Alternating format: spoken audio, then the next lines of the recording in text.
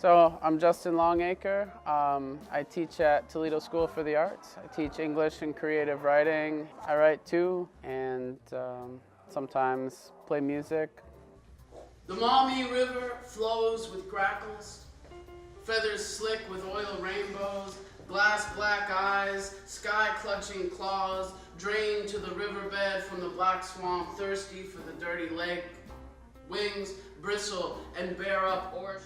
I'm really inspired by time and place. I think the Midwest in the transition from industrialism to the big question mark that's next is a really fascinating place to be. And that historical moment has always been fascinating to me, and how that plays out specifically in the lives of the people of the area. One of the most satisfying things for me is to see my students and the people I know share their experience and participate in that that human conversation that transcends time and space, and for them to have a voice and to see that as a place for them, that conversation. That's the best for me.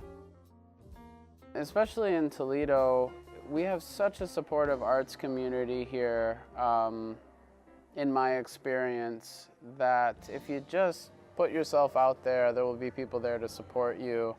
And you know, maybe not the first time, but if you keep doing it, I promise that this community will support you. It's something we're good at here. It's something that makes Toledo special, I think. Actually, this series is, I hosted, and part of why I really wanted to have a series like this, first of all, it's a fantastic space. Second of all, I really wanted to have collaboration between visual artists and literary artists, poets. I think there's an incredible amount of talent in Toledo. There are so many stories that people have and ways of expressing themselves that you wouldn't otherwise imagine, you wouldn't have expected. And as a writer myself, I have such a hard time making myself write because I want it to be good every time, you know? But when I go to more events like this, I get the opportunity to hear different people speak. I get the opportunity to listen to them, and it really challenges me to do more, to do better. And quite honestly, sometimes, you know, you hear a line or two that you really like, and then you start writing something in response, or you start writing something different. And it's inspiration to be around other artists, to be around people who think that this storytelling is important and a worthwhile, I hate to say profession, but it's a worthwhile craft.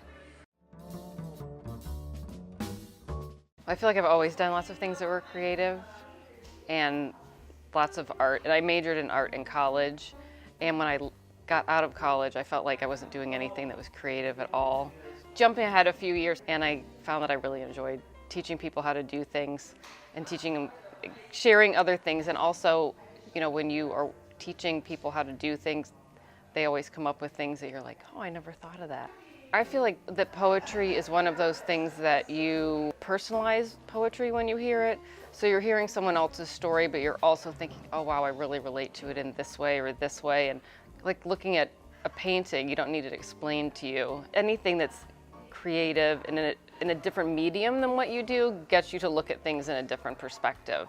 And I think that's a big thing too. It's good to, you know, step back and use a different part of your brain that you're not using all the time. And if you're, whatever different kind of creative thing you're doing, you're coming at it from a different point of view. The classes I offer are generally on Friday nights, Saturdays, and Sundays. I'm not consistently here doing the classes every weekend because I teach other places, but Art and Soul has on their calendar all of my workshops, and you can reach the information for those and the dates through their Facebook. And the poetry nights are every month is the last Friday of the month, so plan in advance.